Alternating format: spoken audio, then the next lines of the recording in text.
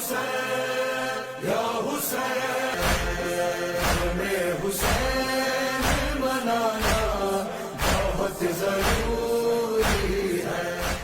جس نے 2 مرتبہ سورہ توحید پڑھی اس کا 2/3 قرآن مکمل ہوگی، اور جس نے 3 مرتبہ سورہ توحید پڑھ لی اس کا پورے قرآن پڑھنے کا ثواب مکمل ہوگی. اور یہی وجہ ہے کہ جب سورہ فاتحہ پڑھتے ہیں اور مرحومین کو اصال کرتے ہیں تو سورہ فاتحہ کے ساتھ 3 مرتبہ سورہ توحید کی تلاوت کرتے ہیں تاکہ پورے قرآن کا ثواب بھی ہمارے مرحومین تک ایصال ہو جائے. تو جس طرح سے سورہ توحید کے 3 مرحلے ہیں، جس نے 1 مرتبہ پڑھا 1/3، جس نے 2 مرتبہ پڑھا 2/3، جس نے 3 مرتبہ پڑھا اس کو پورے قرآن کا ثواب ملے گا. کہا اے علی تجھ سے بھی محبت کرنے والے بھی یہی ہیں، ان کے بھی 3 مرحلے ہیں. کچھ ایسے ہیں جو تجھ سے محبت کرتے ہیں لیکن ان کی محبت صرف زبانی محبت ہے. جو صرف تجھ سے زبان سے بھی محبت کا اظہار کرنے والا ہو اس کا بھی 1/3 ایمان مکمل ہو گیا. ہائے ہائے. اور جو زبان کے علاوہ دل سے بھی تجھ سے محبت کرنے والا ہو، دل بھی تیرے ساتھ ہو زبان بھی تیرے ساتھ ہو، اس کا 2/3 ایمان مکمل ہو گیا. اور جس کی زبان کے ساتھ دل ہو اور دل کے ساتھ اس کا کردار ہو، جو سب کا سب تجھے فالو کرنے والا ہو، تجھ سے محبت کا اظہار کرنے والا ہو، اس کا پورا ایمان.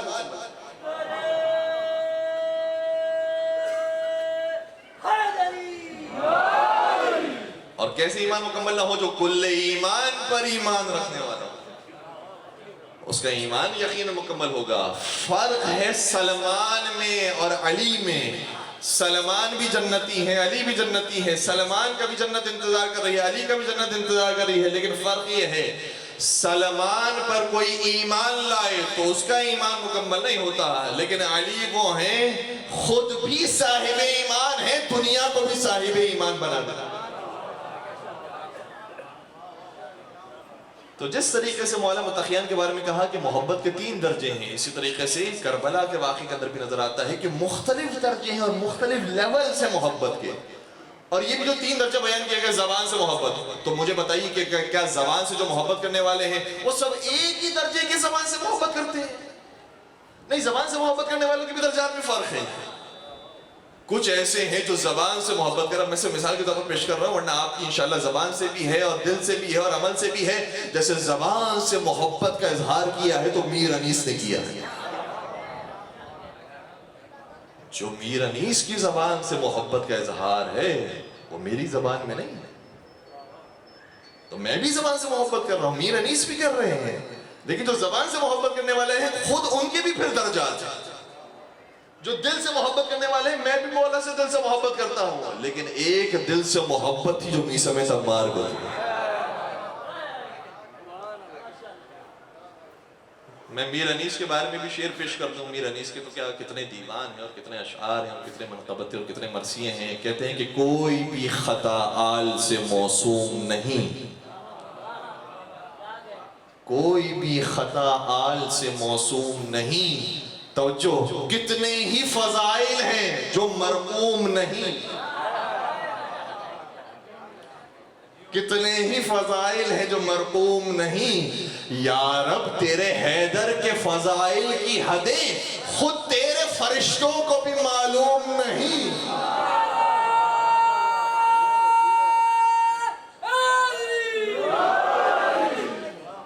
تو یہ جو زبان سے اظہار عقیدت ہے وہ کہاں، اور جو ہم اور آپ بیان کر رہے ہیں وہ کہاں؟ تو خود زبان کے اندر پھر درجات ہیں.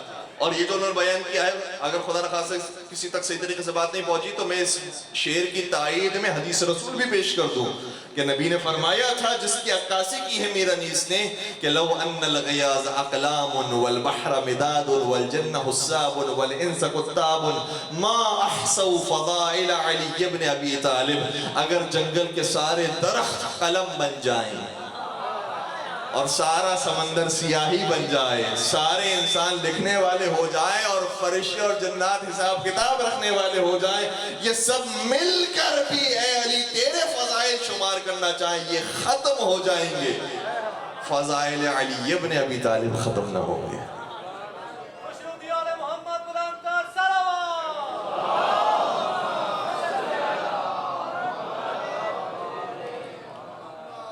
تو یہ جو 3 درجے ہیں، پھر ان 3 درجات کے اندر بھی 300 اور 3000 اور 3 لاکھ درجات اور بھی ہیں. کون کس درجے پر ہے خدا بہتر جانتا ہے، لیکن کچھ ایسے ہیں کہ جن کا اگر سارا مجموعہ بنایا جائے تو وہ زبان سے محبت کرنے والے ہیں. کچھ ایسے ہیں کہ جن کا مجموعہ تیار کیا جائے تو زبان کے ساتھ ساتھ دل سے محبت کرنے والے ہیں. فرازدار سے میسم یہ بیاں دیتے ہیں، رہے گا ذکر علی ہم زباں دیتے ہیں. اور صفے بناؤ محبو کہ دار سے میسم نماز عشق علی کی اذان دیتے. کیا کہنے میسم تمار کی، ایسا دل ایسا قلب ہر ایک کو نصیب نہیں ہوتا. اور میسم تمار نے کوشش کی ہے، ہمت دکھائی ہے، حوصلہ دکھایا ہے. اور میسم تمار کوئی معصوم نہیں بنائے گئے تھے، ہمارے آپ کی طرح تھے، لیکن زحمت اٹھائی ہے، محنت کی ہے، قربانی پیش کی ہے، صبر کیا ہے. یہ سارے مراحل ہوتے ہیں. کبھی کبھار انسان یہ کہتا ہے کہ خدا جس کو دینا چاہے دے سکتا ہے. اگر خدا جس کو دینا چاہے دے سکتا ہے تو پھر آپ گھر کے اندر ہی بیٹھے رہیے، کیوں گھر سے باہر نکلتے ہیں نوکری کرنے کے لیے؟ کیوں نکلتے ہیں بزنس کرنے کے لیے؟ بعض لوگ عام طور پہ یہ بھی بہانہ، نعوذ باللہ، انشاءاللہ ان کی نیتیں صاف ہوگی، پروردگار ہم سب کو بھی پاک نیتوں کے ساتھ اس عمل کو انجام دینے کی توفیق عطا فرمائے. بعض لوگ بہت پیسے والے ہیں، بہت مالدار ہیں، لیکن اس کے باوجود مولا حسین کی زیارت پر نہیں جاتے. جبکہ روایتوں کا جملہ یہ ہے کہ جو غریب ہو اسے چاہیے کہ سال میں 1 مرتبہ ضرور جائے، اور جو صاحب ثروت ہو اس کی ذمہ داری ہے کہ سال میں 2 مرتبہ ضرور جائے. لیکن بعض لوگ یہ کہتے ہیں بلاوا نہیں آ رہا، مولا کی طرف سے بلاوا نہیں آ رہا، مولا بلائیں گے تو ہم حاضر ہیں. تو ہر چیز کے اندر تو آپ محنت کرتے ہیں. جب یہاں زیارت کی بات آتی ہے، جب جہاں پر مولا کی زیارت کی بات آتی ہے تو وہاں پر کہتے ہیں کہ مولا نہیں، نعوذ باللہ، مولا کے اوپر بات ڈالتے ہیں، مولا نہیں بلا رہے، بلاوا نہیں آ رہا. تو کیا مطلب؟ آپ یہ چاہ رہے ہیں کہ 1 مرتبہ رات میں سونے کے بعد جب صبح بیدار ہو تو تکیے کے نیچے ایک پاسپورٹ موجود ہو جس کے اوپر اسٹیمپ لگی ہوئی ہو، اور آپ کہیں کہ چلے آج ہم کربلا جاتے ہیں. یہ انشاءاللہ جو آپ کا خواب ہے وہ شرمندہ تعبیر ہوگا. لیکن جس طریقے سے آپ کربلا کے بارے میں تصور کر رہے ہیں کہ ایک دن اس طرح سے پاسپورٹ پر ویزا لگا ہوا ہوگا اور ٹکٹ تیار ہوگی اور لوگ آپ کا استقبال کرنے کے لیے ایئرپورٹ پر کھڑے ہوں گے، مجھے بتائیے کہ کیا اگر امریکہ کا ویزا لگانے کا وقت آئے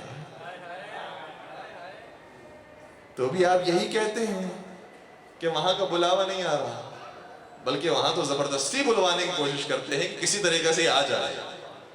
کتنے چکر کاٹتے ہیں، کتنی بینک اسٹیٹمنٹس نکالتے ہیں، کتنی دستخطیں کرواتے ہیں تاکہ کسی طریقے سے مجھے مل جائے، اور اگر ریجیکٹ ہو جائے تو بار بار کوشش کرتے ہیں کہ مل جائے مل جائے مل جائے. وہ جہاں نہیں جانا اس کے لیے اتنی کوشش، اور جہاں کہہ رہے ہیں کہ ہم تو چاہ رہے ہیں لیکن نعوذ باللہ مولا نہیں بلا رہے. کیوں مولا کے اوپر الزام ڈالتا ہے؟ انشاءاللہ ایک تو یہ کہ وہاں سے ہمیشہ ہر مومن کے لیے، ہر محب کے لیے اور ہر عاشق اہل بیت کے لیے بلاوا ہوتا ہے. وہ تو بلا بلا کے تھک گئے ہیں. وہ تو یہ کہہ رہے ہیں کہ اگر تم آؤ گے تمہیں ایک ایک قدم پر جنت ملے گی، ایک ایک قدم پر حج اور عمرے کی زیارت ملے گی. تم آؤ گے ہمارے پاس، تمہاری ساری حاجتیں پوری ہوں گی. گنبد کے نیچے 2 دعا مانگو گے سب قبول ہوگی. وہ تو بار بار کہہ رہے ہیں آؤ آؤ آؤ، اور اس کے باوجود نہ آئے تو پھر ان کے اوپر نہ کہیں کہ مولا نے نہیں بلایا. بلکہ خدا نہ خاصہ میں اپنی بات کروں کہ میری مصروفیات نے مجھے جانے نہیں دیا، میری خواہشات نے مجھے یہاں روک کر رکھا ہے. ورنہ اگر میں جانا چاہتا ہوں تو جس طریقے سے دوسری جگہوں پر میں پہنچ جاتا ہوں، آسانی سے میں کربلا بھی جا سکتا ہوں. تو کچھ لوگ ایسے ہوتے ہیں جو زبان سے محبت کرتے ہیں، کچھ لوگ ایسے ہوتے ہیں جو دل سے محبت کرتے ہیں، اور کچھ ایسے ہوتے ہیں جو کردار سے اور عمل سے محبت کرتے ہیں. اور پھر اس کے اندر بھی پھر مختلف طرح کے لوگ ہیں. چونکہ ہمارا موضوع ان کہی تاریخ کربلا ہے تو اس میں چند مثالیں آپ کی خدمت بیان کرنے کی کوشش کروں گا. سب سے پہلی مثال کی جس نے زبان سے محبت کا اظہار کیا، جب مولا حسین کا سفر خانہ کعبہ سے کربلا کی طرف جا رہا تھا، امام حسین نے کعبے کو ودا کیا. اور مجھے نہیں معلوم حسین نے کعبے کو ودا کیا یا کعبے نے حسین کو ودا کیا، کیونکہ کعبہ اب آخری دیدار کر رہا ہے حسین کا. اور جب ودا کرنے کے بعد اب آگے بڑھے تو پیچھے پیچھے خلیفہ ثانی کے بیٹے عبداللہ بن عمر تشریف لائے. کہنے لگے فرزند رسول آپ کہاں جا رہے ہیں؟ فرمایا کہ میں کربلا کے راستے کی طرف جا رہا ہوں. کہا کربلا نہ جائیے گا, عراق کی سرزمین میں نہ جائیے گا. کہا کیوں؟ کہ اس لیے کیونکہ میں نے آپ کے نعرہ سے سنا تھا کہ آپ کو کربلا کی سرزمین میں شہید کیا جائے گا, قتل کیا جائے گا, اس لیے آپ کربلا نہ جائیے گا. پھر امام نے سوال کیا کہ اگر تم نے یہ حدیث سنی ہوئی ہے تو تمہارا کیا خیال ہے؟ تو کہا کہ میں یہ چاہتا ہوں کہ جب آپ جا ہی رہے ہیں کربلا تو مجھے اتنی اجازت دیجئے کہ جن حصوں پر رسول خدا آپ کو چوما کرتے تھے میں بھی وہاں پر چومنا چاہتا ہوں. امام حسین نے اجازت دی. باقاعدہ عبداللہ بن عمر آگے آئے, ان جگہوں کا بوسہ لیا, گلوئے مبارک کو چوما, پیار کیا, اور پیار کرنے کے بعد امام حسین نے کہا اب کیا خیال ہے؟ کہا بہت شکریہ آپ کا, خدا حافظ. یہ بھی ایک محبت ہے, یہ بھی ایک محبت ہے. لیکن آپ دیکھیے گا کہ کیا یہی حقیقی محبت ہے کہ جب تمہیں معلوم بھی ہے حسین شہید ہونے جا رہا ہے, حسین قتل ہونے جا رہا ہے, تمہارے سامنے جیتا جاگتا حسین موجود ہے, اور تم نے اپنی آنکھوں سے دیکھا ہے رسول اللہ سے بوسے دیا کرتے تھے, کیسے گوارا کر لیا تم نے حسین کو ذبح ہونا؟ کیسے گوارا کر لیا حسین کو تنہا چھوڑنا؟ کیسے گوارا کر لیا تم نے حسین کو بے دردی کی ٹھوکریں کھانا؟ کیسے گوارا کر لیا تمہاری نظروں کے سامنے کاروان حسین آگے بڑھ رہا ہے اور تم پیچھے سے دیکھ کر صرف ہاتھ ہلا رہے ہیں؟ کیسے گوارا کر لیا؟ جبکہ نبی اکرم نے صرف یہ کہا نہیں تھا کہ حسین مجھ سے ہے, میں حسین سے ہوں, بلکہ باقاعدہ یہ بھی فرمایا تھا ان ابنی یعنی الحسین یقتل بارض من العراق فمن شہد منکم فلینصرہ, میرا یہ بیٹا حسین کربلا کی سرزمین میں مارا جائے گا, اور جو بھی حسین کو اس زمانے میں پالے اس کی ذمہ داری ہے کہ حسین کی نصرت کرے. اگر رسول یہ نہیں بھی فرماتے تب بھی حسین خون رسول ہے, حسین گوشت اور جگر رسول ہے, حسین محافظ دین رسول ہے. اگر نہیں بھی فرماتے تب بھی نصرت کرنی چاہیے تھی. اب فرما دیا ہے رسول نے, اب بھی تم نہیں چلو گے. ہاں, یہ اتنی ہی محبت کرنے والے تھے. ایک وہ تھے کہ جو ان سے تھوڑا آگے بڑھ گئے, انہوں نے کہا کہ نہیں, ہم حسین سے زیادہ محبت کرتے ہیں, ہم امام حسین کے لیے قربان کرنے کے لیے تیار ہیں. یہ کون ہے؟ یہ بھی اسی سفر کے اندر آگے جاتے ہیں تو ایک شخص سے ملاقات ہوتی ہے جس کا نام ہے عبید اللہ بن حر جعفی, اور یہ بڑا مشہور شخص تھا, بڑا ایک عابد و زاہد سمجھا جاتا تھا, ایک معروف انسان تھا, ایک عارف تھا. عبید اللہ بن حر جعفی کی ملاقات بھی امام سے ہوئی. پہلے امام نے اپنے قاصد بھیجا, اس نے جواب نہیں دیا. پھر امام بذات خود اس کے خیمے میں تشریف لائے, تھوڑی دیر کے لیے تصور فرمائے. ایک دن دروازے پہ ہمارے دستک ہو اور دروازہ کھولے تو فرزند زہرا ہو. اس سے بڑی خوش نصیبی کیا ہوگی کہ سارے گھروں میں میرا گھر منتخب ہوا. اس سے بڑی خوش نصیبی کیا ہوگی کسی سے ملاقات نہیں کی, حسین نے مجھ سے آ کر ملاقات کی ہے. پھر تو انسان سب کچھ دینے کے لیے تیار ہو جائے. یہ دیکھیے گا, بعض لوگ یہ سمجھتے ہیں کہ جب جب امام حسین نے, اہل بیت نے کرم کیا ہے کسی پر تو ہمیشہ وہ تبدیل ہو جاتا تھا, کلمہ پڑھ لیتا تھا, مسلمان ہو جاتا تھا, آپ کا عاشق بن جاتا تھا. نہیں عزیزو, ایسا نہیں ہوتا تھا. بہت دفعہ ایسا ہوا ہے کہ امام نے اپنا کرم جاری رکھا ہے, لیکن جس کے اندر نہیں ہے وہ صلاحیت, اور جس کے اندر وہ بے چینی اور تڑپ اور تپش موجود نہیں ہے, وہ اس کرم کے باوجود بھی حسینی نہیں بن سکا. بعض لوگ یہ سمجھتے ہیں کہ ہم دیتے ہیں کسی فقیر کو, ہم کسی کو بلاتے ہیں, ہم کسی کو دعوت دیتے ہیں, ہماری دعوت دینے سے تو وہ مسلمان نہیں ہوتا. اہل بیت کے جتنے واقعات ہیں سب میں وہ تبدیل کر دیتے ہیں. نہیں عزیزو, سب میں تبدیل نہیں ہوئے ہیں. کچھ ایسے افراد بھی تھے اہل بیت نے انہیں بلایا پھر بھی آنے کے لیے تیار نہیں. کیا مطلب اس کا؟ اس کا مطلب یہ ہے کہ جس طریقے سے اہل بیت نے نہ آنے کے باوجود بھی اپنی دعوت نہیں چھوڑی, اپنا رستہ نہیں چھوڑا, اپنا کرم نہیں چھوڑا, اپنی عطا نہیں چھوڑی, اسی طریقے سے اگر کوئی آپ کے دینے کے باوجود بھی آپ کا نہیں ہو پاتا ہے اور مکتب اہل بیت میں داخل نہیں بھی ہو پاتا ہے, پھر بھی آپ کی نیاز بند نہیں ہونی چاہیے, آپ کی سبیلیں بند نہیں ہونی چاہیے, آپ کی مجلسیں بند نہیں ہونی چاہیے. جس طریقے سے دعوت حسین جاری تھی, اسی طریقے سے حسین کے چاہنے والوں کی بھی دعوت جاری رہے گی. ہے میرے ساتھ ساتھ؟ عبید اللہ ابن حر جعفی کے خود خیمے میں تشریف لائے. عبید اللہ کو ساری باتیں بیان کی. عبید اللہ سوال کیا اب کیا خیال ہے, میرے ساتھ چلو گے تم؟ عبید اللہ کہتے ہیں کہ میں جو آپ کے حالات دیکھ رہا ہوں اس سے مجھے اندازہ ہو رہا ہے کہ آپ کی شہادت تو کنفرم ہے اور یزید آپ کو قتل کروا کے ہی رہے گا، اور میں دیکھ رہا ہوں کہ آپ کے پاس تعداد بھی نہیں ہے، اتنے لوگ نہیں ہیں کہ دفاع کر سکے اور جنگ جیت سکے بظاہر، تو میں دیکھ رہا ہوں کہ آپ کی شہادتیں کنفرم ہیں۔ میں مولا ایک بات کہنا چاہ رہا ہوں کہ اگر میں شامل ہو جاؤں تو کیا میرے شامل ہونے سے آپ کی جان بچ جائے گی؟ جو مجھے نہیں لگتا کہ بچے گی، اور میں نہیں بھی ہوں گا تب بھی آپ شہید ہو جائیں گے، تو مولا پھر مجھے معاف کیجئے گا، پھر مجھے رہنے دیجئے گا۔ ہاں میں آپ کی سہولت کے لیے کام کر سکتا ہوں کہ میرے پاس ایک بہترین سواری موجود ہے، گھوڑا موجود ہے، اتنا بہترین ہے اور اتنا بہترین یہ ہدیہ ہے میں جو آپ کی خدمت پیش کر رہا ہوں کہ جب میں نے جنگ کے اندر دشمن کا مقابلہ کیا اور وہ مجھ سے بھاگنا شروع ہوا تو اس گھوڑے پر سوار ہو کر میں نے دشمن کا تعاقب کیا، اس کو پکڑ لیا، اور کبھی دشمن نے مجھ پر حملہ کیا ہے تو سواری اتنی تیز ہے کہ فرار کرنے میں مدد دیتی ہے، تو یہ تحفہ میں آپ کی خدمت میں پیش کرنا چاہتا ہوں، یہ گھوڑا بھی قبول فرمائیے گا اور میری یہ شمشیر بھی ہے یہ بھی قبول فرمائیے گا۔ اب یہ ایک مرحلہ آگے بڑھ گیا، یہ سب چومنے والا نہیں ہے، یہ کچھ دینے والا بھی ہے، کچھ مدد کرنے والا بھی ہے۔ امام نے کیا کہا؟ امام نے فرمایا کہ ہاں ٹھیک ہے چلو، کچھ مال تو مل رہا ہے، اس طریقے سے مدد ہو رہی ہے۔ امام وہ ہیں کہ جو خود کے لیے حل من ناصر ینصرنا تھوڑی کہہ رہے ہیں، امام تو آپ کے لیے کہہ رہے ہیں۔ امام تو ویسے ہی جنت کے جوانوں کے سردار ہیں، ان کو کسی چیز کی طلب نہیں ہے، وہ تو ویسے ہی اس مقام پر موجود ہیں۔ اب جو جنت میں جانا چاہتا ہے وہ حسین کے قدموں میں۔ کسی نے کیا خوب کہا تھا کہ جہاں میں ہے یہی چرچا حسین زندہ باد، ذرے ذرے پہ لکھا حسین زندہ باد۔ تھوڑا سا میرے ساتھ دیجئے گا، جہاں میں ہے یہی چرچا ذرے ذرے پہ لکھا۔ اب اس سے بڑھ کر شکست یزید کی کیا ہوگی؟ کہے یزید کا بیٹا۔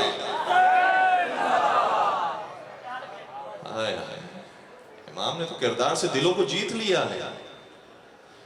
امام نے کہا کہ اگر تو یہ چیزیں دینا چاہتا ہے اور اس سے اپنی جان چھڑانا چاہتا ہے، فرمایا فَإِذَا بَخِلْتَ بِنَفْسِكَ، اگر تو اپنی جان ہم پر خرچ نہیں کر سکتا، فَلَا حَاجَةَ لَنَا مِن مَالِكَ، تو ہمیں تیرے مال کی کوئی حاجت ہی نہیں۔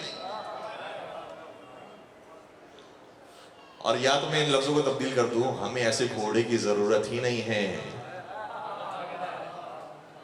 ہم تو اسی کے بیٹے ہیں جن کے پاس گھوڑا بھی ایسا ہوتا تھا جو بھاگتے ہو کر نہ پیچھا کرتا تھا۔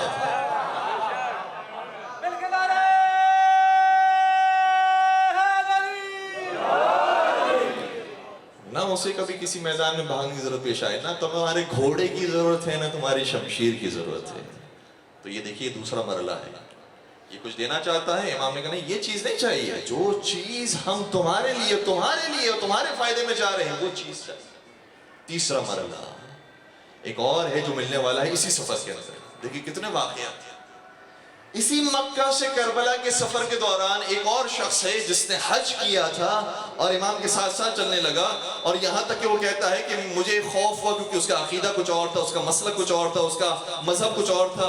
وہ یہ کہتا ہے کہ مجھے خوف تھا کہ کہیں ایسا نہ ہو کہ ہمارا خیمہ بھی وہیں لگ جائے کہ جہاں پر حسین کا خیمہ لگا ہوا ہے، عجیب سی بات ہو جائے کہ میں لحاظ کروں گا تو بھی ٹھیک نہیں ہے، لحاظ نہیں کروں گا تب بھی ٹھیک نہیں ہے۔ تو میں چاہتا تھا کہ جہاں حسین کا خیمہ پہلے ہی لگا ہوا ہے وہاں سے میں آگے نکل جاؤں، اور جہاں پر حسین چل رہے ہیں وہاں پر میں پیچھے رہ کر خیمہ لگا لوں۔ اس طریقے سے یہ حسین سے بچتے بچتے دور دور رہ کر چل رہے تھے، لیکن یہاں تک کہ ایک منزل ایسی آئی جہاں پر آگے سفر کرنا خطرناک تھا، وہاں پر پہلے ہی حسین کا خیمہ لگا ہوا تھا۔ یہ بھی خیمہ لگانے پر مجبور ہو گیا، دونوں خیمے لگے۔ یہ کون ہے؟ ان کا نام ہے جناب زہیر ابن قین۔ زہیر قین کان عثمانیا، یہ عثمانی المذہب تھے،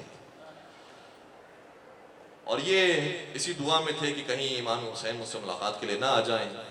اتنے میں امام حسین نے اپنے قاصد جناب حجاج بن مسروق کو زہیر قین کے خیمے میں بھیجا، اے زہیر تمہیں حسین نے یاد کیا۔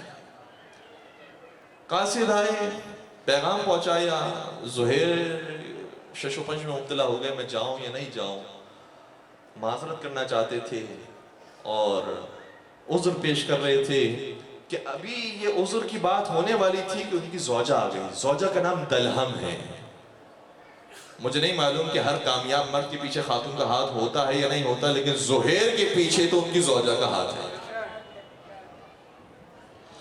دلہم نے آ کر کہا اے زہیر تم معذرت کر رہے ہو، یہ تو تمہاری خوش نصیبی ہے کہ رسول کی آل نے تمہیں طلب کیا، اور تمہیں شرم بھی نہیں آ رہی۔ اگر کوئی عام سا انسان بھی تمہیں دعوت پر بلائے تو تم کیا منع کر دو گے؟ یہ عام سا انسان نہیں، یہ مسلمان نہیں، یہ خلیفۃ المسلمین نہیں، یہ امیر المومنین، یہ امیر المؤمنین اور کل ایمان اور جان رسول اور نواسہ رسول ہیں جو تمہیں طلب کر رہے ہیں، انہیں کیسے تم منع کر سکتے ہو؟ تمہیں شرم نہیں آ رہی؟ زہیر کہتے ہیں پھر میں کیا کروں؟ مجھے معلوم ہے وہاں جاؤں گا تو کیا ہونے والا ہے، وہ مجھے ضرور بلائیں گے، پھر میں کیا کروں گا؟ تو کہا کہ چلو جا کر بات تو سن لو، وہ کہنا کیا چاہتے ہیں، ہو سکتا ہے کہ تمہیں نہ بلائیں، تم سے صرف ایسی ملاقات کرنی ہے۔ زہیر اسی پریشانی کے ساتھ آگے بڑھتے ہیں، خیمے حسینی میں داخل ہوتے ہیں، ملاقات ہوتی ہے، اور ملاقات کے بعد جب واپس پلٹ کر آتے ہیں تو چہرہ بدل گیا۔ یہ روایت کا جملہ یہ ہے، چہرے کی رونق تبدیل ہو گئی۔ انسان کبھی کبھار خوشی کے اندر اتنا اس کا چہرہ شاداب ہو جاتا ہے کہ دیکھتے پتہ چل جاتا ہے اس کو کچھ ملا ہے، اس کو مقصد مل گیا، اس کو جو چاہیے تھا وہ چیز مل گئی۔ فوراً سے زوجہ نے پہچان لیا، کہا اے زہیر جس چہرے کے ساتھ گئے تھے اس چہرے کے ساتھ واپس نہیں آئے ہو، بتاؤ ہوا کیا ہے؟ کیا کہا حسین نے؟ زہیر نے صرف اتنا کہا اب میں حسین کے ساتھ جانا چاہتا ہوں، اور تجھے میں اپنے کاروان والوں کے ساتھ، اپنے بھائیوں کے ساتھ، اپنے قبیلے والوں کے ساتھ رخصت کرتا ہوں۔ میں کہتا ہوں کہ تجھے حفاظت کے ساتھ وہ کوفہ پہنچا دیں، میں حسین کی نصرت کرنے کے لیے جا رہا ہوں۔ کہ میں بھی سمجھ گئی تمہارے اندر جو چنگاری موجود تھی، مجھے معلوم ہے کہ تم اسی راستے پر جاؤ گے، لیکن بس میری ایک درخواست ہے، جب تم کامیاب ہو جاؤ، شہید ہو جاؤ تو شہادت کا ایک مرتبہ ہوتا ہے، خدا اسے ایک اعزاز دیتا ہے کہ وہ شفاعت کر سکتا ہے۔ جب تم قیامت کے میدان میں شفاعت کرنے کی منزل پر آ جاؤ تو حسین کے نانا سے میری بھی شفاعت کر۔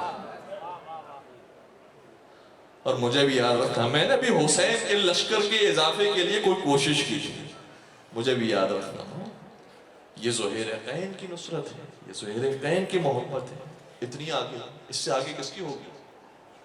لیکن نہیں عزیز، زہیرین پر لاکھوں سلام، چھٹے سرکار نے سلام بھیجا ہے، شہداء کربلا پر بار بار سلام بھیجا گیا ہے، لیکن اے زہیرین آپ کی عظمتیں جتنی بھی بلند ہو، جو محبت عمل سے کرنے والے ہیں ان کے بھی درجات ہیں۔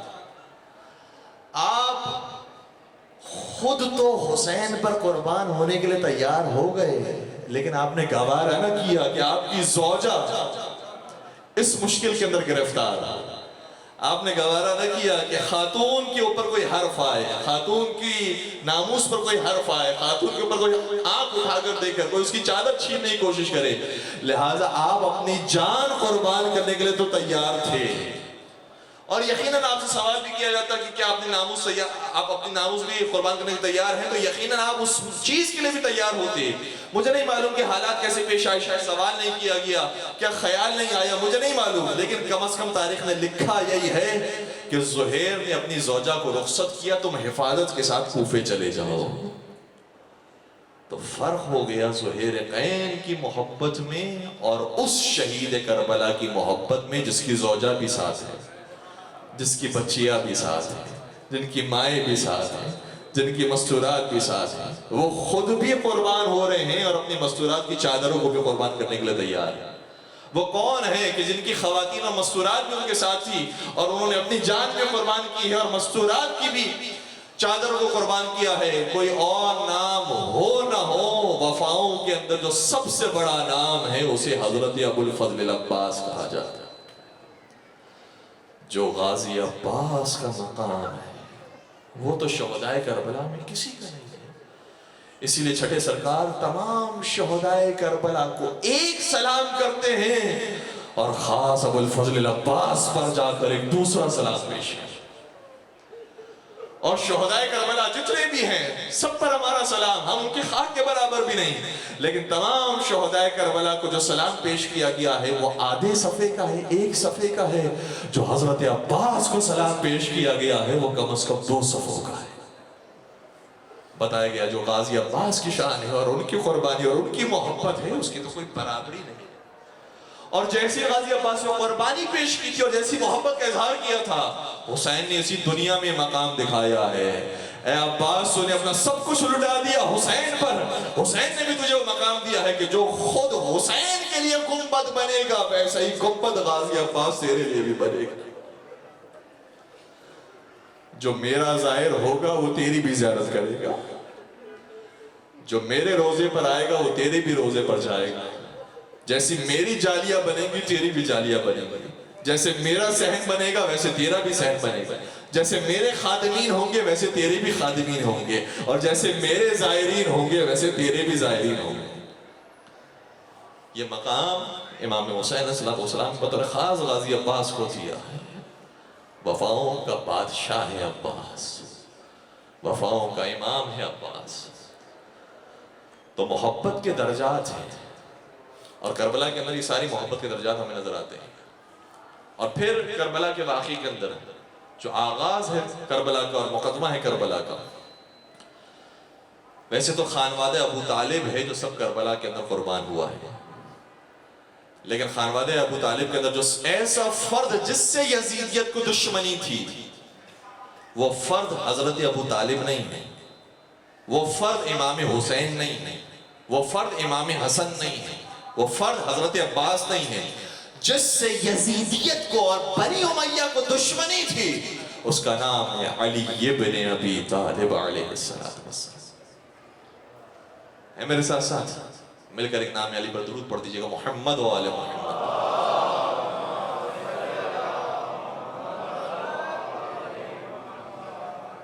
اسی لیے جب آپ نے خطبہ بیان فرمایا ہے, اپنا حسب و نسب بیان کیا ہے, یہ فرمایا ہے کہ میں رسول کا بیٹا ہوں, یہ بھی فرمایا میں علی و زہرا کا لال ہوں, یہ بھی فرمایا میں خانہ کعبہ کا وارث ہوں, یہ بھی فرمایا میں صفا و مروہ کا وارث ہوں, یہ بھی فرمایا میں قرآن ناطق ہوں, یہ بھی فرمایا کہ میرے چچا جعفر طیار تھے جن کو جنت کے اندر پرواز کرنے کے لیے پر عطا کیے گئے ہیں, یہ بھی فرمایا کہ میرے بابا کہ چچا حمزہ سید الشہداء تھے. ساری فضائل اور سارے حسب و نسب کو بیان کر دیا.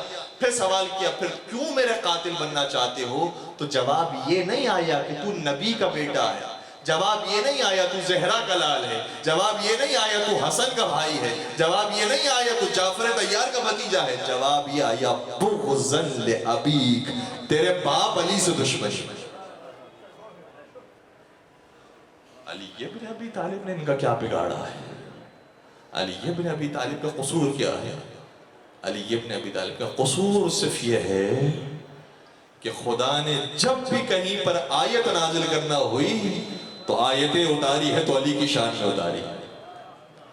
علی کا قصور یہ ہے کہ علی کی ولادت ہو رہی ہے, کوئی جگہ دے نہ دے, خدا کہہ رہا ہے ہم اپنا مکان دیتے ہیں, ہمارا مکان تیرے لیے حاضر ہے. علی کا قصور یہ ہے کہ جب ولادت ہوئی تو خانہ خدا میں ہوئی, جب آپ کی تربیت ہوئی تو آغوش رسالت میں ہوئی, جب آپ پروان چڑھتے ہیں تو محافظ رسول خدا قرار پاتے ہیں, شب ہجرت بستر رسول پر سوتے ہیں, مدینہ پہنچ کر ہر ایک کو دوسرے کا بھائی بنایا جاتا ہے, علی کو کسی کا بھائی نہیں بنایا جاتا ہے. لوگ یہ سوچ رہے ہیں اب تک تو آغوش رسالت میں تربیت پائی تھی, علی تو بیٹے ہوتے ہیں نبی کے لیے, چھوٹے تھے علی, آہستہ سے جوان ہوئے ہیں, اس لیے علی کو تو بھائی نہیں بنائیں گے. لیکن نہیں, جہاں پر علی کو پہلا بیٹا بنایا تھا اب مدینہ پہنچ کر کہا یہی بیٹا میرا بھائی بن گیا, اسی کو بھائی بنایا, پہلے بیٹا بنایا. اور یہ بھی روایت کا جملہ یہ ہے, فضل ابن عباس ایک مرتبہ اپنے بابا سے سوال کیا جو رسول کے چچا جناب عباس ہوتے ہیں, سوال کیا کہ اے بابا جان آپ نے تو سارا دیکھا ہے منظر, رسول خدا کی زندگی دیکھی ہے, مجھے یہ بتائیے رسول کی جو اتنی اولاد تھی, اور رسول کی اولاد تھی, جناب قاسم رسول کے بیٹے تھے اس لیے کنت پڑی ماشاءاللہ ابو القاسم, رسول کے بیٹے تھے عبداللہ, بعض کہتے ہیں ان کا لقب تھا طیب, بعض کہتے ہیں طاہر, ایک اور بیٹی بھی تھی, ایک اور بیٹی تھی جن کا نام تھا ابراہیم, جناب ماریہ قبطیہ سے, خدا ان پر درود و سلام نازل کرے, جناب ابراہیم. سب کا انتقال ہو گیا زندگی رسول خدا کے اندر. سوال کیا جناب فضل ابن عباس اپنے بابا سے, عباس اے بابا جان یہ بتائیے رسول کو اپنے بیٹوں میں سب سے زیادہ محبت کس سے تھی؟ بے اختیار عباس نے جواب دیا علی سے. کہ علی تو بیٹے نہیں ہوتے تھے. کہ یاد رکھو بیٹا، دنیا میں کسی باپ کو اپنی اولاد سے اتنی محبت نہیں ہوگی جتنی نبی کو علی سے محبت تھی.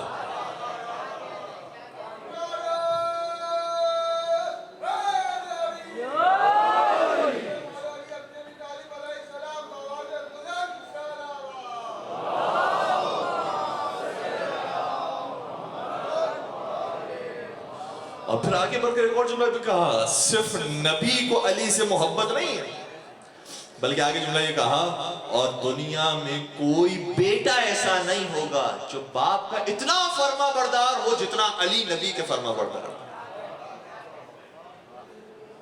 اس لیے علی سے جیسی محبت تھی نبی کو ویسی کسی سے نہیں تھی.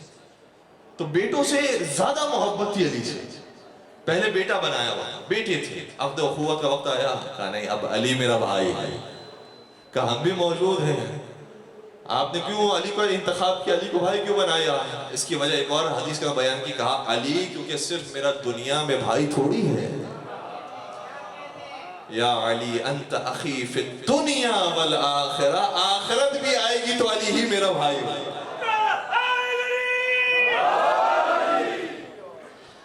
پھر ہر جنگوں میں علی تھے جو نبی کی حفاظت کرتے رہے. سب میدان چھوڑ کر چلے گئے، علی تھے جو کھڑے رہے.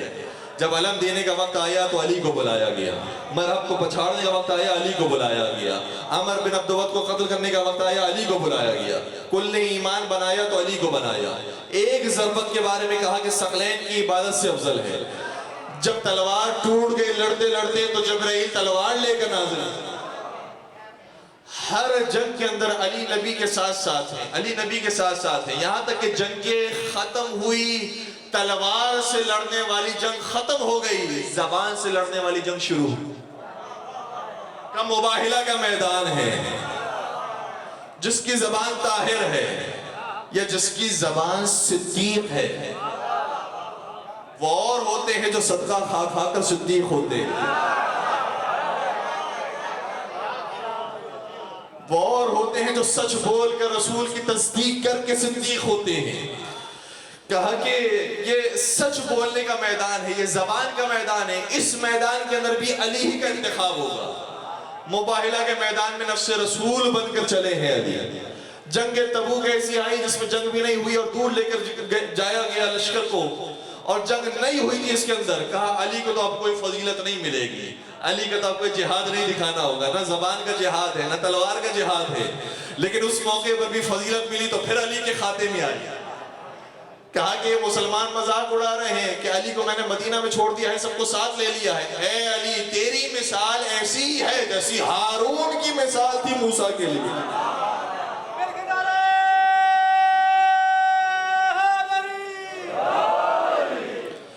یہاں تک کہ ابن عباس سے کہتے ہیں کہ یہ فضیلت بھی علی ہی کے خاتے میں آئی کہ جب جان رسول اکرم نکل رہی تھی تو آغوش علی میں تھے نبی. اور اس موقع پر امیر المومنین نے رسول خدا کے جنازے کو اٹھایا ہے، غسل و کفن دیا ہے، نماز جنازہ پڑھی ہے اور دفنایا ہے. میں کہوں گا اب تک تو ہم نے سنا تھا 1,24,000 25,000 مسلمان ہو گئے، حج کر کے آئے ہیں، خانہ کعبہ کا طواف کر کے آئے ہیں. کعبہ جس کا خود طواف کرتا ہے وہ مدینہ ہی کے درمیان تمہارے درمیان موجود ہے. تمہیں آ کر اس کی زیارت کرنی چاہیے تھی، تمہیں آ کر دفنانا چاہیے تھا، تمہیں آ کر کفن پہنانا چاہیے تھا، تمہیں آ کر نماز جنازہ پڑھنی چاہیے تھی. لیکن ابن عباس کہتے ہیں کسی نے دفنایا نہیں ہے سوائے علی کے. کسی نے کفن نہیں پہنایا سوائے علی کے، کسی نے نماز جنازہ نہیں پڑھی سوائے علی کے. اور جو علی کی کچھ طرفدار تھے، باقی مدینہ خالی تھی. تو وہ علی کے جس کو ہر فضیلت ملی ہے. آیتیں نازل ہوتی ہیں تو اس کے لیے، رسول کے فرامین آتے ہیں تو اس کے لیے. اس لیے اب جو دشمنی تھی وہ کسی اور سے نہیں، علی سے دشمنی تھی. اور یہ اصل میں علی سے دشمنی نہیں، اگر آگے جا کر دیکھا جائے تو یہ آیتیں نازل کس نے کی ہیں؟ تو دشمنی علی سے کیوں ہو رہی ہے؟ اللہ سے تو دشمنی دکھا نہیں سکتے تھے، کیونکہ اللہ سے اگر دشمنی کر کے دکھائیں گے تو سب پتھر ماریں گے، سب کہیں گے یہ مرتد ہو گیا ہے، اسے مارو، اسے قتل کرو. اللہ سے دشمنی دکھا نہیں سکتے تھے. نبی نے جو فضائل بیان کیے علی کے، وہ علی کا قصور تھوڑی ہے، کس نے بیان کیے؟ لیکن نبی کا اگر کلمہ نہ پڑھے تو دنیا مارے گی، اس لیے دنیا سے بچنے کے لیے علی کے دشمن بن گئے. خدا کے دشمن نہیں بنے، نبی کے دشمن نہیں بنے، علی کے دشمن بنے. اور ایسے دشمن بنے کہ کربلا میں اگر علی نہ ملے تو اولاد علی کو قتل کرنے کے لیے تیار ہو گئے. بغضا لابیک، اے حسین تجھ سے نہیں تیرے علی سے دشمنی. اور سنیں گے حسین ابن علی نے علی کا مقام کیسے بیان فرمایا ہے. بس میں ایک روایت بیان کروں گا، کمال کی روایت ہے. پتہ چلتا ہے کہ ہر امام نے کتنا احترام کیا ہے حضرت علی ابن ابی طالب کا. روایت یہ ہے کہ ایک شخص سے محبت کرنے کے لیے اور اپنا اظہار کرنے کے لیے، عقیدت کا اظہار کرنے کے لیے امام حسین کے پیچھے پیچھے چل رہا ہے اور کہتا جا رہا ہے اے حسین میں تجھ سے محبت کرتا ہوں، اے حسین آپ بڑے پیارے ہیں، آپ مجھے بہت اچھے لگتے ہیں.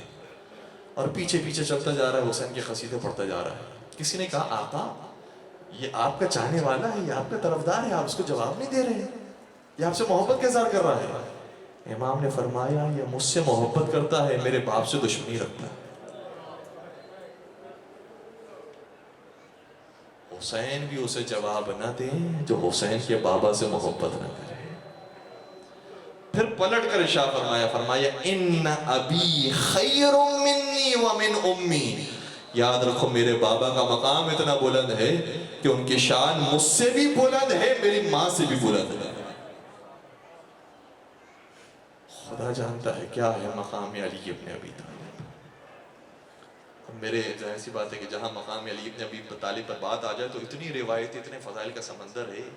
ایک روایت اگر آپ اجازت دے تو میں پیش کروں.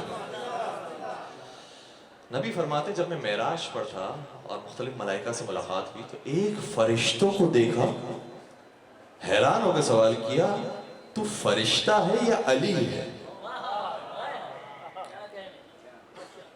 کہا کہ یا رسول اللہ خدا نے مجھے علی کی صورت میں بنایا ہے. کہا کیوں بنایا ہے؟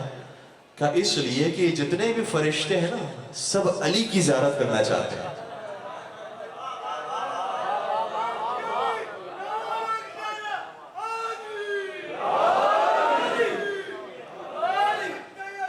خدا سلامت رکھے آپ کو. اور یہ بھی یاد رکھیے گا یہ صرف محبت کے اندر نہیں بلکہ ان کو پتا ہے کہ جو علی کی زیارت کرتا ہے وہ صرف علی کی زیارت نہیں خدا کی عبادت کرتا. اور یہ متفق علیہ روایت ہے کہ نبی نے فرمایا تھا النظر الى وجہ علی عبادہ، علی کے چہرے کو دیکھنا بھی عبادت ہے. تو سارے فرشتوں کی تمنا یہ ہے ہم علی کو دیکھیں، علی کی زیارت کریں، علی سے ملاقات کریں. جب ہر فرشتے کے دل کے اندر یہ تمنا آئی تو خدا نے ایک فرشتہ ایسا پیدا کیا جو بہو شبیہ علی ہے. تو سارے ملائکہ آتے تھے زیارت کرتے تھے، ملائکہ آتے تھے زیارت کرتے تھے. وہ خود فرشتہ کہتا ہے جب شب جمعہ آتی ہے تو 70,000 فرشتے میری زیارت پر آتے ہیں، میری زیارت پر آتے ہیں اور زیارت پر آنے کے بعد ذکر الہی کرتے جاتے ہیں، سبحان اللہ کہتے جاتے ہیں، ماشاء اللہ کہتے جاتے ہیں، ذکر الہی کرتے جاتے ہیں. پروردگار ان تمام فرشتوں کی زیارت کا ثواب اور ذکر الہی کا ثواب ان تمام عاشقان علی کے نام اعمال میں لکھ دیتا ہے جو زمین پر علی سے عشق کرتے ہیں.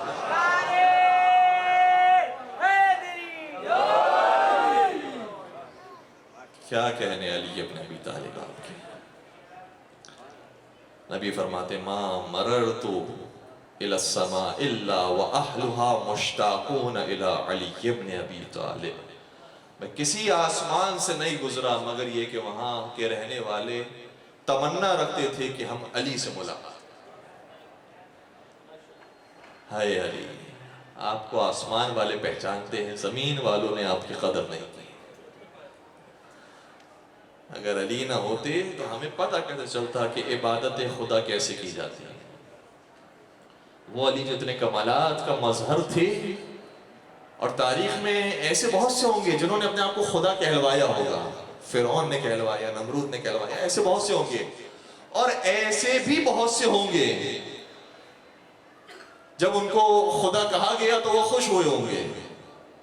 لیکن تاریخ بشریت میں واحد علی ابن ابی طالب ایسا ہے کہ جن کو دنیا نے خدا کہا، لیکن خوش ہونے کے بجائے آپ نے افسوس کا اظہار کیا اور اپنے غم و غصے کا اظہار کیا۔ آپ کو تو منصب دنیا دے رہی ہے، آپ کو خدا مانگ رہی ہے۔ کسی نے کیا خوب کہا تھا، خدا خود احمد مختار کر دے۔ تھوڑے سے تھکے ہوئے لیکن میرا ساتھ دیجیے گا، یہ منصب دیکھتے جائیے گا۔ خدا خود احمد مختار کر دے، نبی خود صاحب دستار کر دے، خلافت کے لیے بھلا وہ کیا لڑے، خدا بننے سے جو انکار کر دے۔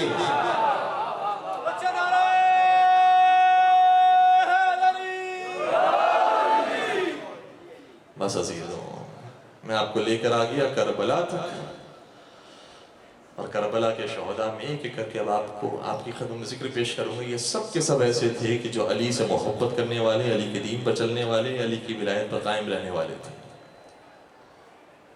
میرا ارادہ یہ تھا کہ ایک شہزادے کا ذکر کروں، اور اس شہزادے کا ذکر ویسے ہونا بھی چاہیے اور بار بار ہونا چاہیے، لیکن اتنی تفصیل کے ساتھ اس کا ذکر تاریخی کتابوں کے اندر موجود ہے کہ اس تفصیل کو میں پیش نہیں کر سکوں گا، صرف چند اشارے کروں گا، اور انشاءاللہ بی بی سے درخواست کریں گے کہ ہماری آنکھوں میں آنسو آ جائیں۔ حسین کربلا میں بعد میں غریب ہوئے، جو حسین سے پہلے غریب ہو اسے مسلم کہتے ہیں۔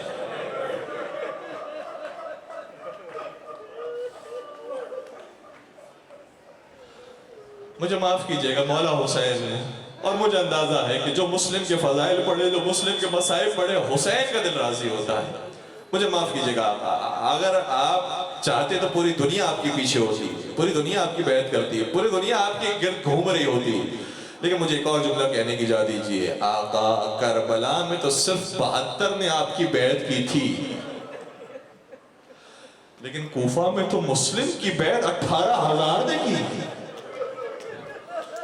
آپ 72 کے بعد غریب ہوئے، مسلم 18,000 کے بعد غریب ہو گئے۔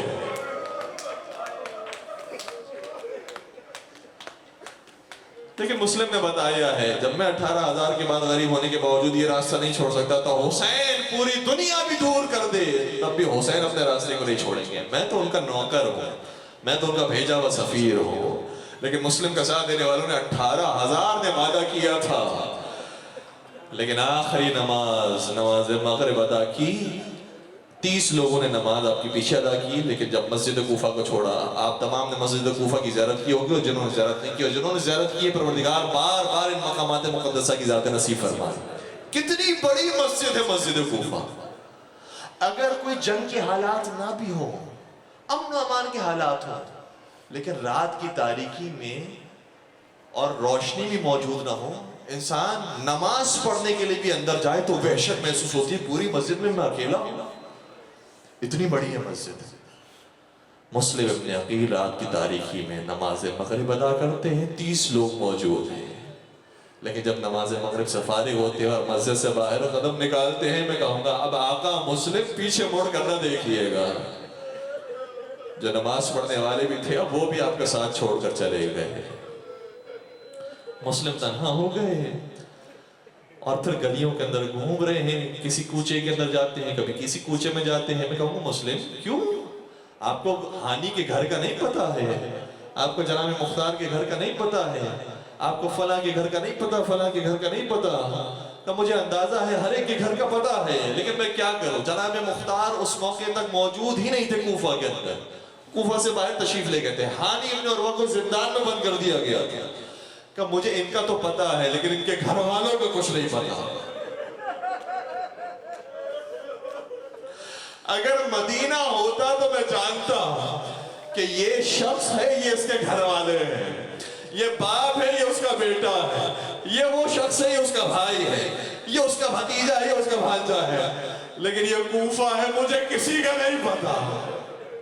میں کس کے گھر پہ جاؤں، کس کے گھر پہ نہ جاؤں، کیا حالات ہو، چلتے رہے مسلم، چلتے رہے مسلم، یہاں تک کہ تھک کر ایک مقام پر بیٹھے تو ایک مومنہ نے دروازہ کھولا۔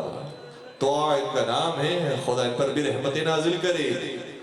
دروازہ کھولا تو ایک جوان کو دیکھا، کہا تجھے معلوم نہیں کوفے کے حالات کتنے خراب ہو گئے ہیں؟ ابن زیاد نے کہا ہے اگر کوئی بھی گھر سے باہر نظر آیا تو اسے زندان میں بند کر دیا جائے گا، اسے قتل کر دیا جائے گا، آپ گھر سے باہر کیا کر رہے ہیں؟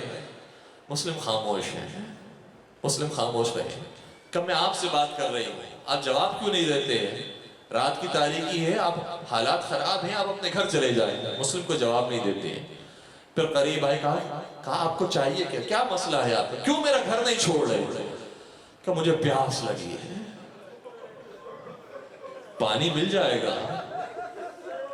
اور یہ اہل بیت نے سکھایا ہے، اہل بیت نے سکھایا ہے کبھی کسی کے سامنے کھانے کا سوال نہ کرنا، لیکن اگر پیاس لگے تو پانی مانگ لے. پانی ہر ایک کے پاس ہوتا ہے، کھانے کا نہیں پتا، پانی مانگ لیا کرو. حضرت مسلم عقیل نے اسی روش کے مطابق کہا کہ تیرے پاس سے پانی مل جائے گا. کہا کیوں نہیں، میں پانی لے کر آتی ہوں. پانی لے کر آئے، پانی دیا. حضرت مسلم عقیل نے پانی پیا اور اس کے بعد دور جا کر بیٹھ گئے. کہا اب بھی آپ گھر نہیں جاتے ہیں؟ مسلم عقیل نے پلٹ کر کہا گھر وہ جائے جس کا گھر ہو. کہ کیا مطلب ہے، آپ کو کوئی گھر نہیں؟ کہ نہیں، میں اس شہر کے اندر پردیسی ہوں. کہ آپ ہے کون جو اس حالات کے اندر آپ اپنا شہر چھوڑ کر یہاں پر، آپ ہے کون؟ اتنے شریف النفس معلوم ہوتے، اتنے نیک معلوم، آپ ہے کون؟ کہا انا سفیر الحسین مسلم ابن عقیل، میں حسین کا سفیر مسلم ابن عقیل ہوں. کہا آپ حسین کے سفیر ہیں، میرے گھر پر آئے ہیں، میرے گھر کی دہلیز پر ہیں، آپ اب تک یہاں کیوں کھڑے ہیں؟ آپ اندر تشریف لائی ہیں، یہ تو میری خوش نصیبی آپ یہاں پر موجود تھے. آپ میرے سید و سردار، آقا اور مولا، میں آپ کے قریب سے، آپ جو کہتے جائیں گے میں کرتی جاؤں گی. مسلم کو پناہ مل گئی، آ کر موجود ہوئے، رات بھر عبادت کرتے رہے. رات کا ایک پہر گزرا، اس کا بیٹا آیا اور اس بیٹے کے مختلف لوگوں سے تعلقات تھے، دوستیاں تھی. ان میں سے ایسے بھی تھے جو دشمنان اہل بیت تھے. بات ان تک پہنچائی کہ جس کو سارا شہر ڈھونڈ رہا ہے وہ تو ہمارے گھر میں موجود ہے. مسلم ہمارے گھر میں. جیسے ابن زیاد کو اطلاع ملی، فوج بھیجی. بعض روایتوں میں 70 افراد کو بھیجا، بعض میں 80 افراد کو بھیجا، بعض میں 100 افراد کو بھیجا. ایک مسلم کو گرفتار کرنے کے لیے 100 کو بھیجا گیا. مسلم ابن عقیل کو اندازہ ہو گیا، آہٹیں محسوس ہونے لگی، آوازیں آنے لگی. مسلم تیار ہوتے ہیں، گھر سے باہر قدم اٹھاتے ہیں تو آ کہتی ہے اے آقا اگر میرا مشورہ مانگے تو یہ فوج اشقیہ کی تعداد بہت زیادہ ہے، آپ گھر کے اندر رہیں، ایک ایک کر کے جب دروازے سے کوئی آئے گا آپ اس کا مقابلہ کریں، واصل جہنم کریں. مسلم نے دیکھ لیا مشورہ اچھا دیا ہے، اس نے خیر خواہی کے ساتھ دیا ہے، لیکن سن سکے تو سنیے گا. مسلم نے جواب کیا دیا؟ کہا تیری بات تو ٹھیک ہے لیکن میں کیا کروں، اس گھر میں زینب و ام کلثوم کی ایک کنیز بھی رہتی ہے.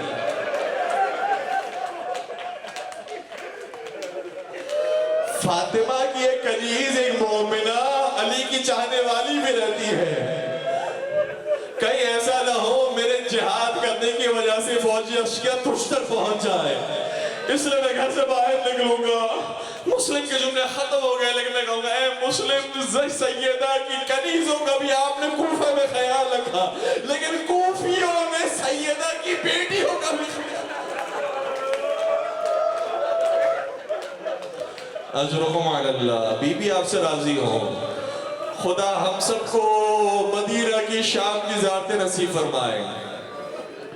مسلم نے عقیل نے باہر قدم اٹھایا، فوج اشقیہ نے حملہ کیا، لڑتے رہے حضرت مسلم عقیل. یہاں تک کہ فوج والوں نے کہا یہ مسلم تو بڑے بہادر ہے، بڑے شجاع ہے، یہ 100 افراد ہمارے لیے کب پڑیں گے؟ ابن زیاد سے کہا اور فوجیں بھجوائے. محمد ابن اشعث نے ابن زیاد سے کہا مزید فوجیں بھجوا، مزید افراد کو بھجوا. کہا کہ ایک شخص کو گرفتار کرنے کے لیے میں نے 100 بھجوا دیے، اور کتنے بھجواؤں؟ تجھے کیا ہو گیا؟ ایک شخص کو گرفتار کرنے کے لیے 10 لوگ 5 لوگ کافی ہوتے ہیں، 100 بھی تیرے لیے کافی نہیں ہے. کہ تو نے کوفے کے کسی دکاندار کو گرفتار کرنے کے لیے نہیں بھیجا ہے، ہاشمی خون کو گرفتار کرنے کے لیے بھیجا ہے. یہ 100 بھی کم ہے ہاشمی خون کے مقابلے میں. فوجیں آئی، مسلم نے عقیل کا مقابلہ کرتے رہی، پھر بھی مسلم لڑتے رہے، اکیلے تھے پھر بھی لڑتے رہے. گویا عباس سے پہلے عباس کی شجاعت یاد دلوائے گی. گویا بتایا ہوگا اگر عباس کو کربلا میں لڑنے کی اجازت ملتی تو دیکھو ایسے لڑتے عباس. لڑتے رہے، مقابلہ کرتے رہے، فوجیں آتے رہے، ان کا مقابلہ کرتے رہے. انہوں نے دیکھ لیا کہ مسلم کو ایسے نہیں کھیلا جا سکتا. ایک اور طریقہ اپنایا، کہا مسلم چھوڑ دو، ہم بھی تھک گئے ہیں، تم بھی تھک گئے ہو، ہم تیرے لیے امان نامہ لے کر آئے ہیں. اب تجھے ہم قتل نہیں کریں گے, تجھے ماریں گے نہیں, تجھے گرفتار نہیں کریں گے, تیرے لیے امان نامہ ہے, تجھے آزاد کرنا چاہتے ہیں. کہ مجھے تیرے امان نامے کی ضرورت نہیں ہے, مجھے رسول اللہ کا امان نامہ کافی ہے. لڑتے رہے, مقابلہ کرتے رہے, یہاں تک کہ پھر بار بار آ کر امان نامے کی بات کرتے رہے. مسلم کو پھر دھوکے سے گھڑے میں گرا دیا. جیسے جناب مسلم کا گرنا تھا, لوگوں نے آ کر تلواریں ماری ہیں, تیر مارے ہیں, لیکن سنیں گے, میں روایت دے کر پیش کر رہا ہوں, لوگ آگے بڑھے اور پتھر مارنے لگے, پتھر مارنے لگے. سنیں گے جناب مسلم جب پتھر کھا رہے تھے, فصیح و بلیغ انسان کے بیٹے تھے, جناب عقیل کے بیٹے تھے, بہت فصاحت و بلاغت رکھتے تھے جناب عقیل. سنیں گے کیا کہا, کہا کہ سنسار تو اس کو کیا جاتا ہے جو کافر ہوتا ہے. میں اپنا تعارف کرواتا ہوں, میں رسول کے خاندان سے ہوں. کیا خانوادہ رسالت کو بھی پتھر مارے جاتے ہیں؟ پتھروں سے لہو لہان ہو گئے, کسی نے تلواریں ماری, حضرت مسلم عقیل کا ہونٹ بھی قلم ہو گیا, دندان مبارک ظاہر ہو گئے, خون بہنے لگا. جناب مسلم نے عقیل کو گھڑے سے نکالا گیا, اس زخمی حالت میں لہو لہان تھے, کسی کے لیے چلنا بھی گوارا نہیں ہوتا. اس کیفیت کے اندر دربار ابن زیاد میں لا کر کھڑا کر دیا گیا. لیکن جب کھڑے ہوئے تو پوری شجاعت کے ساتھ کھڑے ہوئے, سینہ تان کر کھڑے ہوئے, سلام تک نہیں کیا, اور پوری آنکھوں میں آنکھیں ڈال کر بات کرنا شروع کی.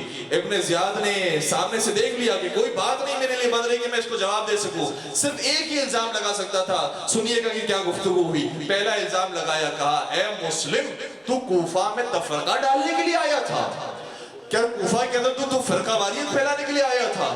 مسلم نے کیا جواب دیا, کہا سب سے پہلے تفرقہ کا تو اور تیرے باپ نے ڈالا تھا, تو اور تیرے باپ نے شہر کے اندر تفرقہ ڈالا تھا. ہم تو پیغام دین پہنچانے کے لیے آئے تھے, ہم تو لڑنے کے لیے نہیں آئے تھے, ہم تو پیغام رسالت پہنچانے کے لیے آئے تھے. پھر دیکھ لیا اس کا جواب مل گیا, دوسرا الزام لگایا, کہا میں نے سنا ہے, اب مجھے معاف کیجئے گا, میں اشاروں کے اندر یہ بات کر رہا ہوں, کہا کہ میں نے سنا ہے, نعوذ باللہ نعوذ باللہ, مدینہ میں تو رہتا تھا. مسلم سے کہا, جناب مسلم سے کہا کہ مدینہ میں جب تو رہتا تھا تو نعوذ باللہ مست ہو جاتا تھا. استغفر اللہ کہا, اور استغفر اللہ کہہ کر کہا, خدا کی قسم ان ناپاکیوں سے ہمارا بدن اور ہماری روح دور ہے. ہاں یہ ضرور ہے کہ اس ناپاکی سے تو بہت قریب ہے, اور صرف تو نے یہ خمر نہیں پی ہے بلکہ تو نے تو مسلمانوں کا خون بھی پیا ہے. جب دیکھا کہ یہ تو ترکی بترکی جوابات دے رہا ہے, اتنی زخمی ہونے کے باوجود اس طریقے سے مجھے جوابات دے رہا ہے, پھر کہنے لگا, ابن زیاد تجھے معلوم ہے مسلم, میں تجھے ایسے طریقے سے قتل کرواؤں گا کہ تاریخ اسلام میں کسی کو ایسے شہید نہیں کروایا گیا ہوگا. مسلم نے اس کا بھی جواب دیا, کہا مجھے خوب پتا ہے تو اور تیرا باپ اسلام میں بدعتیں ایجاد کرنے میں بڑے ماہر ہیں, اس لیے ہمیں پتا ہے کہ تو نئی نئی چیزیں ایجاد کرے گا. اب ابن زیاد سے رہا نہیں گیا, کوئی جواب ابن زیاد کے لیے نہیں بنا. ابن زیاد کہتا ہے بکیر بن حمران سے, کہتا ہے جاؤ مسلم کو لے کر جاؤ اور دارالامارہ کی چھت پر جا کر مسلم کے سر کو تن سے جدا کر کے دارالامارہ کی چھت سے پھینک دو. تاریخ اسلام کا پہلا شہید ہے جو چھت سے گرا کر شہید کیا گیا, جس کے لاشے کو چھت سے گرایا گیا. اب یہ جملے سنے تھے, جناب مسلم نے عقیل کی آنکھوں میں آنسو آ گئے. کہا مسلم ڈر گئے موت سے, رونے لگے, آنکھوں میں آنسو آ گئے. مسلم نے کہا میں اپنے جان کے لیے نہیں ڈر رہا. کہا پھر تیری آنکھوں میں آنسو کیوں آئے ہیں؟ مسلم کہنے لگے, اگر سن سکے تو سنیے گا. مسلم کہنے لگے, میں نے کچھ دن پہلے ہی اپنے آقا کو خط لکھا تھا, کوفہ جلدی آ جائیے.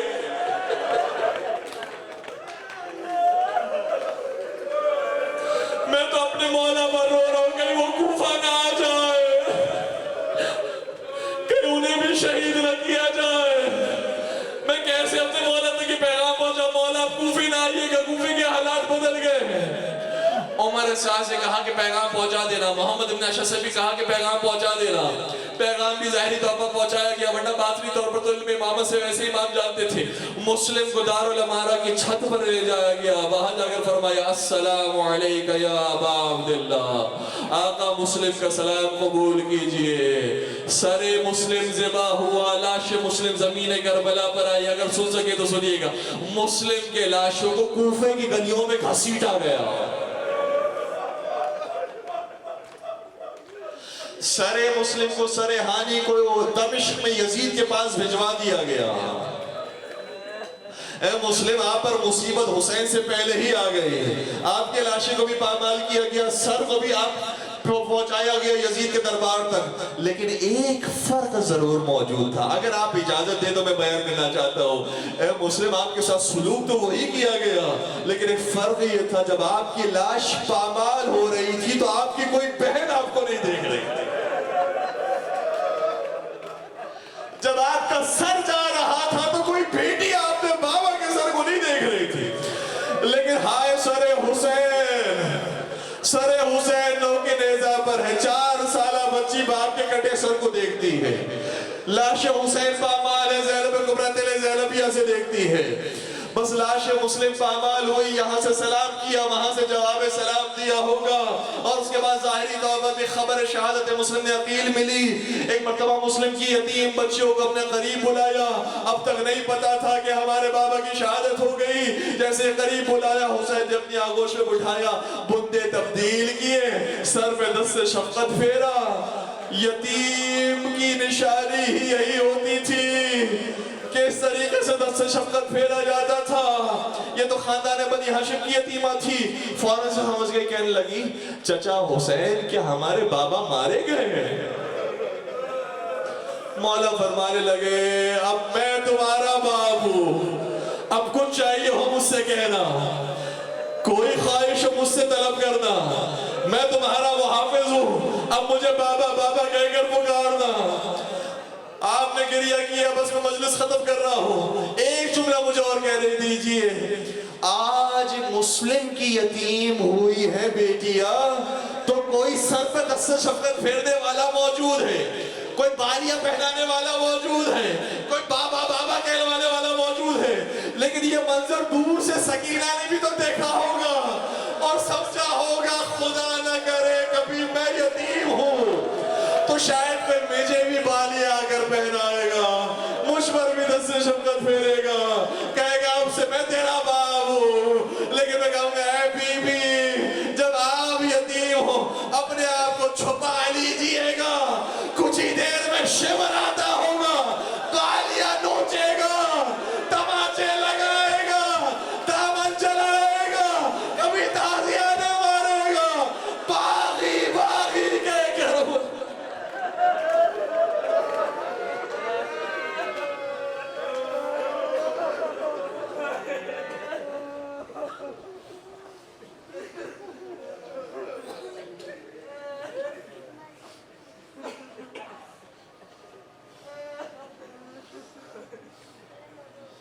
ألا ولعنة الله على القوم الظالمين وسيعلم الذين ظلموا أي منقلب ينقلبون. پالنے والے تو جناب مسلم عقیل کا واسطہ, جنہیں بعض لوگ باب الحوائج کہتے ہیں. پروردگار جو جو مومنین اس پر شہزادہ پر تشریف لائیں تمام کی حاجتوں کو پورا فرما.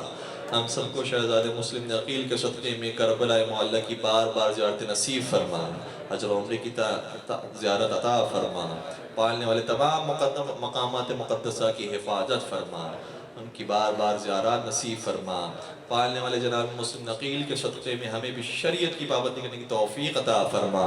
معرفت اور محبت محمد و آل محمد سے ہمارے سینوں کو سرشار فرما. اس محبت کو اولاد میں منتقل کرنے کی توفیق عطا فرما. ہم سب کو جذبہ شہادت نصیب فرما, اور پالنے والے تمام مظالم سے انتقام کے لیے اپنی آخری حجت حضرت امام یاسر و زمان کے ظہور میں تعجیل فرما. ہمیں ان کے اعوان و انصار عاشقین و محبین میں شمار فرما. ربنا تقبل منا انك انت السميع العليم وتب علينا انك انت التواب الرحيم برحمتك يا ارحم الراحمين. یا حسین